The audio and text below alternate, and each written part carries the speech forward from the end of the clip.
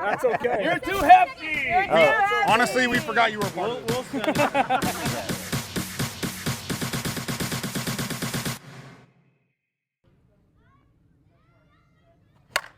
Transition. So from there, like that felt comfortable, right? Now work a couple and just keep working farther and farther until you get over to that line. All right, we got a BP day today. Cole Campbell here with Hitting with the Nation, and this is at the Smash It Sports Content Creator Draft Tournament. This is the Friday. We're doing some content out here, and I like to do BP. So we got Dawe. This is one of my teammates, Fritz. He's going to be on my team on this draft tournament. We got Matt with Clutch Softball. And Mrs. Clutch Softball. Over here, we got League Night Heroes, Fat Guy BP, Sarah Davis. Let me zoom in. It's just blurry, sorry. Okay. And we're just going to do some BP. We got a really cool BP day today with a lot of people. There's even a guest pitcher that we're going to have, okay? It's really heavy on the mound, if you know what I'm saying. So we're going to learn some things. Stay tuned, and let's get better. Yep, like you want to kind of sound like super.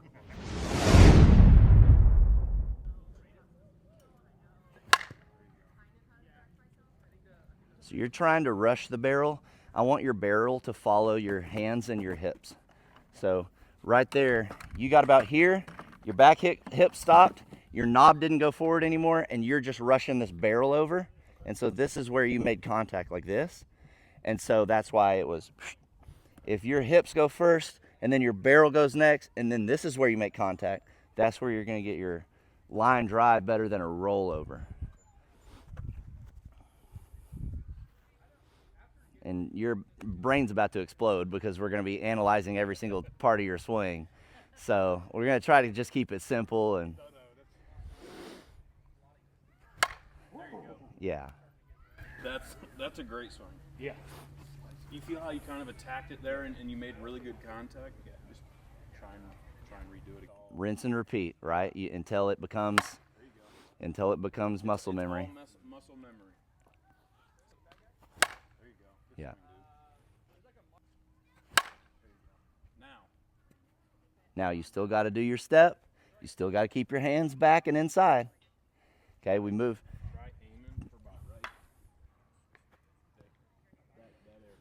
And you always got to put yourself in check because you'll tend to start cheating to make it easier. So the whole point is to train the hard part of hitting backside. So hands inside the ball. Keep your eye on it. There you go. Good hit. Oh God, watch out. Got Gam walking a baby over there.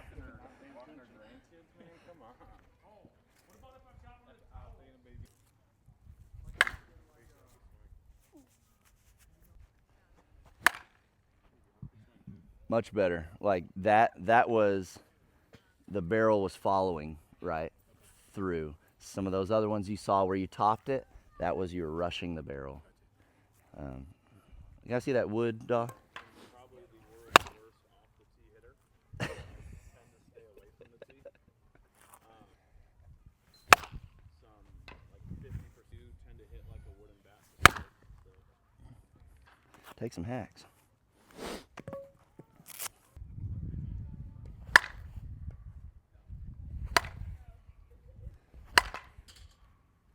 Because I've noticed the more comfortable you are at going backside, like off the tee like this, like it's a little easier. Well, I mean, also for me, like I'm always so far off the plate to begin with, so like it's super easy for me to go here. I guess how I normally swing, wrapping around the ball is probably not the Yeah. easiest thing to do. Well, yeah, when you cut.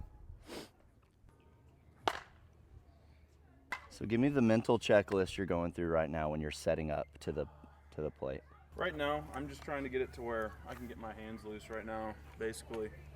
Once my hands get loose, I kind of go into more of like an actual BP. So from here, normally like I'll work I'll work probably about 5 or 10 pitches on, let's say if it's a right-handed pitcher, working hand side on the ground.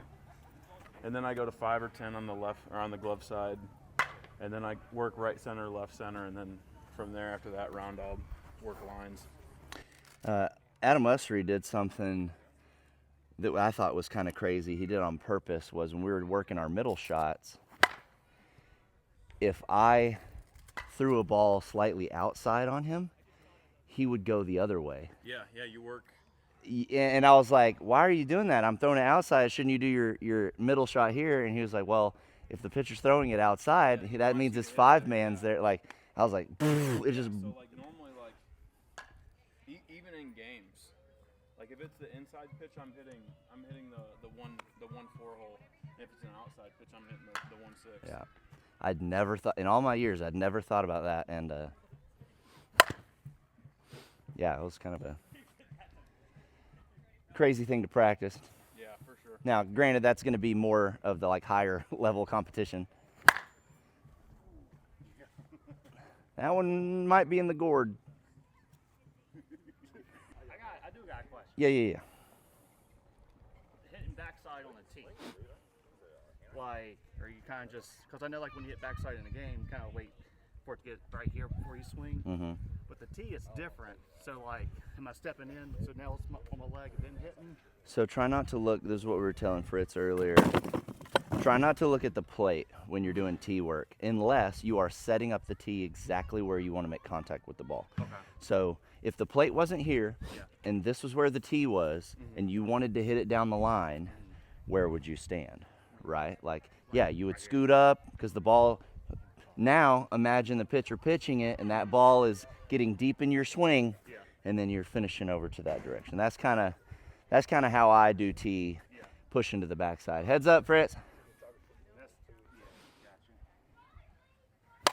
And you notice that you are having to get your barrel, having to get your hands way out here to have the barrel there. So scoot up even more. Okay. Like, let that ball be. And I go to extremes, and then I work back to like medium. So do something ridiculous where the ball is just like so far behind you, and you might have to twist your body a tiny bit as you go to swing, but. And see, now, like, I want you to hit it foul. Okay. So scoot up even more. Okay. I don't want you to have to get your knob out in front of you. I want the ball to be behind you. Go more. Yep, there. See, you're still not hitting it foul, right? So it's okay. Try it from there. That's crazy. It's like literally faster, but I'm Yeah. further up. And just keep your hands in. You're gonna imagine that pitcher goes, and then you're not having to do this because the ball is already here. So you're just going. Pop it. Gotcha. Yeah, and what you're trying to do is not dip. You're trying to go up through. Gotcha. Yeah. And so in a game, that's literally how deep the ball might have to get on you, Do a couple more, and I'm good. Oh, do you change your grip when you do backside? No, You don't? You do the same thing with everything? same grip. Gotcha. It's like a lot of times, like in a game situation where, like I'm like going to the mound, like I'm just going to hit backside, I will change my grip. How do you change it? So usually I'll drop 2 hands just if I'm hitting regular, but if I'm doing backside, You go like traditional. traditional, yeah. And that makes sense, right? The more whip you have, the lower your hand grip is. It's going to give you more whip, more bat speed, but lose control, right? And this one, I feel like I'm more control, and I'm like, well, if I want to put it right there and make it hook or slice or whatever, that's I would say that's going to give you a longer time to get better, right? It's going to take you longer because you're changing something every time. I would just stick with it, and you're going to struggle more, but once you learn Gotcha. instead of constantly changing. But It's like if people like knew that in a game and they pay attention to my hands, they're gonna know where I'm going. Yeah. Because like usually, like I won't change up my footing, but I'll change my hands up. So Yeah. I need to learn to. and maybe it's instead of dropping 2, you just drop 1 and 1, right? And you go to like a neutral. Yeah. So when I used to go backside, I would back off the plate, and then it was like no matter where the strike was, I could just step across and hit it 3-4 super easy. Gotcha. Then the higher up I started to go, I was that far off the plate. The pitcher put the 5-man over here, the second baseman's deep, and now I'm like, well, crap. Yeah. Do I change my feet to try to hit it here now and then like mess myself up? So I had to learn how to come back to a neutral spot and then just learn how to hit everywhere from a neutral spot. So the same kind of concept. Gotcha. But you see how much you're cheating back already? Yeah. That's habit. I know, because you're trying to make it comfortable. Right. Let that ball be way deep. And still hitting good. but you're still topping it. Yeah. So find your spot. Keep those hands in. Yeah.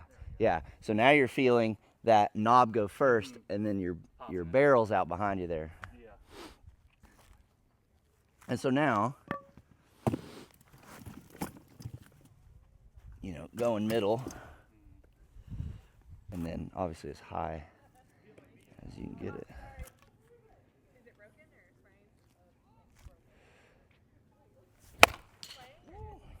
That's one thing that helped me getting rid of that traditional baseball swing is putting that tee higher than it is comfortable.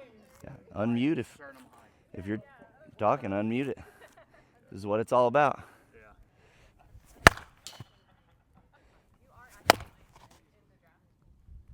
When you're in a game situation, what's the first 3 thoughts that comes to mind when you're walking up to the batter's box? Situational. Situational awareness. What does the situation call for? I've never been one to hit bad home runs or anything like that. And there's a bunch of different schools of thought on that. Like if it's your very first swing of the tournament, like get loose, like you want to hit it hard, not overthink, try to place it too much, like which that's legitimate. Yeah. If you start with a bad out, that can get in your head. So like, and then after, let's say I pick that I'm going to right center. And then I'm going to have 2 holes when I step up to the plate. I'm going to try to have my ideal. I want to go to right center if I get this pitch. But if they just throw me inside twice and they get a strike on me on a pitch I don't really want, and then they go back on the inside, I have to have a second shot. Because forcing a ball somewhere is going to get you out more times than not. So I'll have my right center, and then the other hole might be probably like 5, 6 or something, or it's going to be like directly over a 5-man or something where, All right, we're going right in the bucket. Right in the bucket.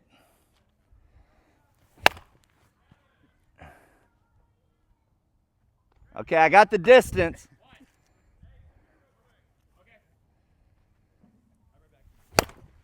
Oh, curve, come on. Yeah, you're definitely pitching. All right, last thing I like to work on is the wraparound. And now you can't put it that far inside because that's not a strike. Yeah. But you put it about as far up as you can. And still over the plate. And then the goal here is to get my barrel in front of my hands a little bit.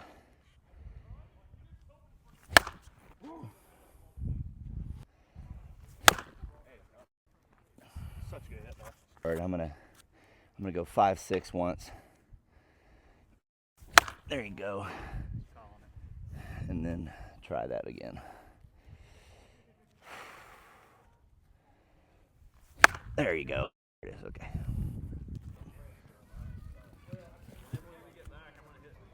All right.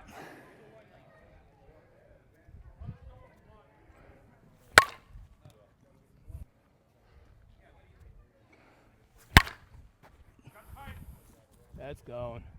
Up. That's going. Make sure you're getting behind it. I'm going to start going through that cutout right there, okay? Okay.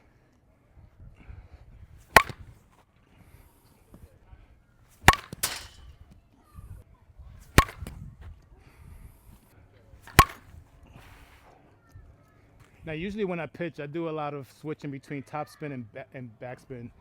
Do you feel is there a real difference when it comes to the ball You know, depending on the type of hitter. Maybe it just depends how it comes out of your hands. It might that the wrist action is what I think. When I see a pitcher that has like a really fast arm and then has that little like hook at the end, and so it's like, and the ball just like almost changes speed. Which that's probably what could be the difference between a out of your hand this way and a out of your hand that way. Gotcha. So that's what I think does the most. I don't know if the spin does much. Okay. I'm a fan of changing heights, changing levels. Gotcha.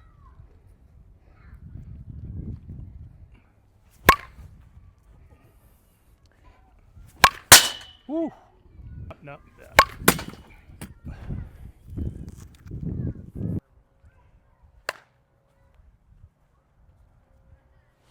All right, so what's your intentionality here? Just getting loose? Are you working on something, or are you planning on doing the whole BP, just going where the pitch is? Going where the pitch is. Okay. Like the outside, I'm just, instead of like trying to pull it, I'm just pooching it that way. Go with the pitch. Got little pooches. I would say that is a good BP before like a tournament. But do you change that? Do you do any BPs where you're like intentionally working on certain things? I do. Like some BPs, I'll just do backside. Okay. And that's like usually like if I have a bad tournament or a bad game, I'll go in like the next day and be like, This is what I struggled with. I need to work on it. Yeah. And I hope like I still struggle with it the first couple of swings. That way I can figure out what the issue was. It sucks when you like go like the next day and you don't have that issue. You're like, well, I don't know what was wrong. Yeah. So Sometimes a pitcher just has that pitch that just for some reason. and sometimes it's the juiciest meatballs that get me the most. If they're like right down the middle, I'm like, oh, I'm gonna kill this ball, pop straight up. Yeah. I'm like, man. Woo. Good Atta catch. boy. Ah, I reached for it. Early. Early. Yeah, a ton of movement. All right, this is what I told him, and this is, I've been struggling my swing the last like end of the year. Like I didn't play all year and I was struggling bad. Oh, yeah.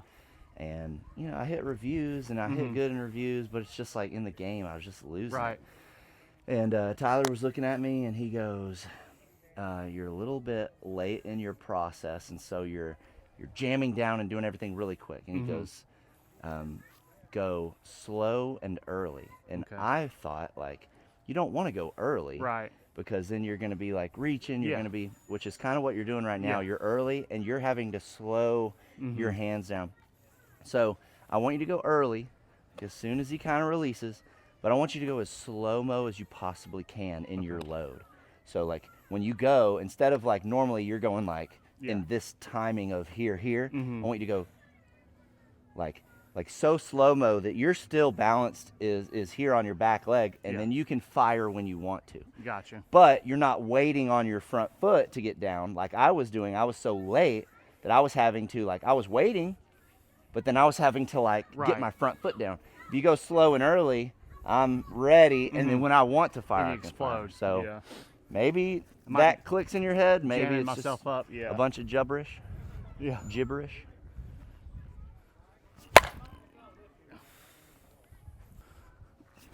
Yeah. There we go. That felt better. Cool. Dinger. Finger. That's 2 today. That ball was doo-doo. That was. All right. Oh. I'm just gonna do normal. Just watch your hand to start.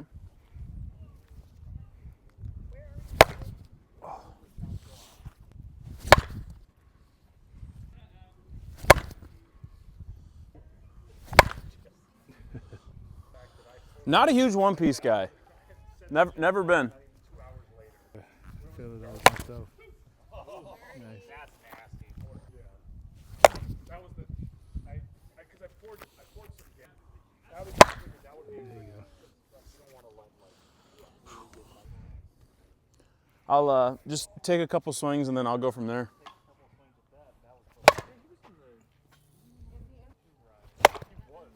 So one thing I do notice is your back foot is like instead of like coming through, and like you engaging your hips, you're kind of just like this, Okay. in your back foot, so like doing like this. So like one drill where you could really help with that is when like the pitch, instead of like coming like this, like a drill is you come like this and you come back here. Okay. That way, like you're getting your hips engaged when you step. So like as a couple practice, when that ball's coming in, go like this, Gotcha. like you're pitching off a mound and then hit. Okay. Because as soon, like, you seem to be a strong guy, all right? So as soon as you get your bottom half to work with your upper half, it's game over. Okay. Well, actually, the game's just beginning. Yeah. Yeah. Cole's got to throw strikes, though. That's what actually shows up. Yeah. I don't think There you go. You see how, like, your hips engaged and your hands came through even quicker then? Yeah. There you go. Even though you didn't make contact, the swing was good. Okay. Like, you attacked it, your hips engaged, your lower half engaged. It was really good. There you go. Who cares if it goes foul right now? Right. Just over-exaggerate. Okay. Everything else still comes back to normal. Okay. We're not swinging in a circle. Right. We're just working on getting your lower half right now. You don't want to like wrap backwards with your whole body. Gotcha. I'm just saying, like if you see Ohtani and some of these baseball guys, Sarah's really good at it. The front heel to the pitcher, Yeah. and then like snaps the hips back. Okay. There you go. You see, like you can notice how much harder the ball's Yeah, yeah. going.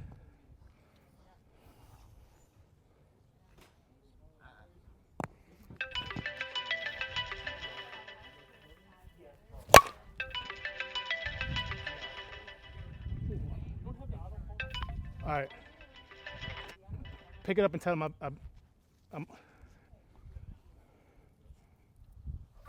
There you go. Good fucking swing, dude. Your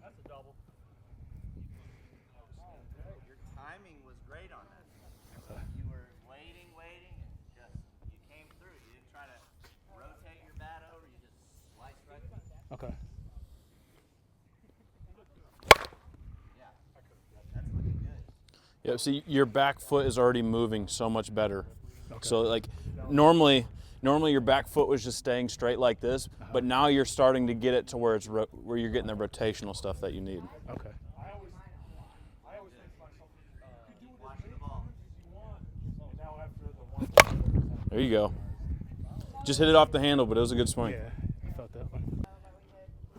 There you go. And that's going to be a really good drill that until mentally and physically you just start using your hips, it's going to be a very good drill to get your hips engaged. Okay. There you go. fuck out of here. Good shit, dude. Just gotta straighten that one That up. tree had a family, man. Yeah, you just killed those 3 squirrels. It's like the stats from, what is it, Benchwarmers, where he has 2 broken windshields and 3 dead squirrels or something like that. Good swing, though. There you go. Good swing. See ya. That yard? Good shit, dude. Here, what size back gloves do you wear, dude? You said what size? What's- bag yeah. glove? Try them on. You can have those if they fit you. Okay. Those are the new gem ones from Smash It. Obviously, once that feels comfortable to you, you can just go back to your normal swing because you won't have to do all of this to get your lower half and get the drive. Okay. So once you get to a certain spot, as soon as you just do your normal leg kick, Yeah. it's going to be normal just to push off with your back foot to get in there and do that stuff. So Yeah, it feels good. cool, yeah.